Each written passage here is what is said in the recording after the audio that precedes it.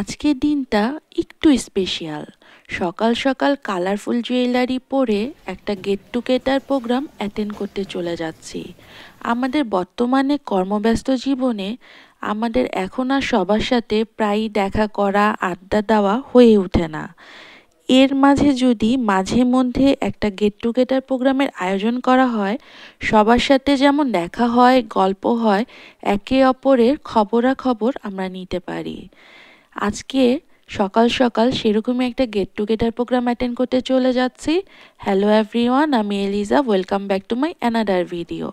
আজকের get together প্রোগ্রামের দাওয়াতটা ছিল দুপুরবেলা, আর খাবারের আয়োজনে ছিল পোলাও, ভেজিটেবল, ডিম, রোস্ট, গরুর রেজালা, ইলিশের সাদা কোরমা, কাবাব, সালাদ। তো দুপুরের খাবারের পর্বটা শুরু হয়ে গেল।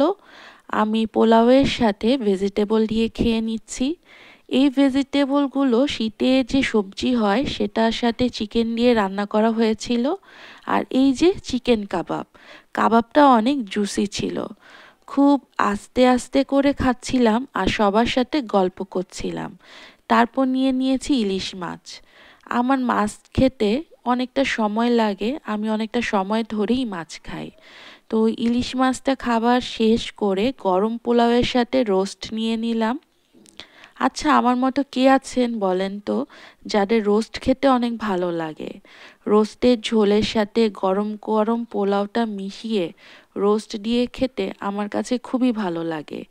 আমার কাছে অনেক রকম আইটেমও যদি থাকে, তারপরও আমি রোস্ট খাবই খাবো, এতটাই মজা লাগে এই রোস্ট।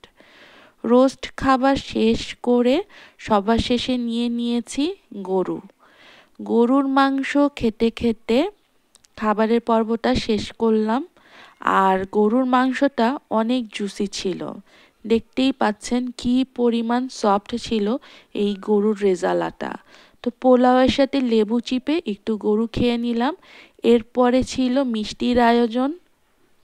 মিষ্টির মাঝে ছিল ছানা, গুড়ের সন্দেশ, চকলেটের লাড্ডু, তারপর ছিল দই খাবার শেষ করার পর একটু রেস্ট নিলাম, গল্প করলাম। বিকেলবেলা আবার নাস্তার আয়োজন। এখানে অনেক রকম নাস্তা দেখতে পাচ্ছেন, ফলের সাথে কেক, আর ছিল পিঠার আয়োজন।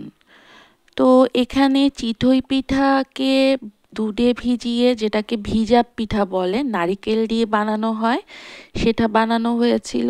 তো ভিজা পিঠা খাচ্ছি আর সবার সাথে গল্প হচ্ছে। খুব সুন্দর একটা দিন কেটে গেল আজকে। খাবার শেষ করে সবার কাছ থেকে বিদায় নিয়ে এখন বাসায় চলে আসার পালা। আমার ভিডিওগুলো যদি ভালো লেগে থাকে, আমার চ্যানেলটাকে সাবস্ক্রাইব করে পাশে থাকার জন্য অনুরোধ জানাচ্ছি।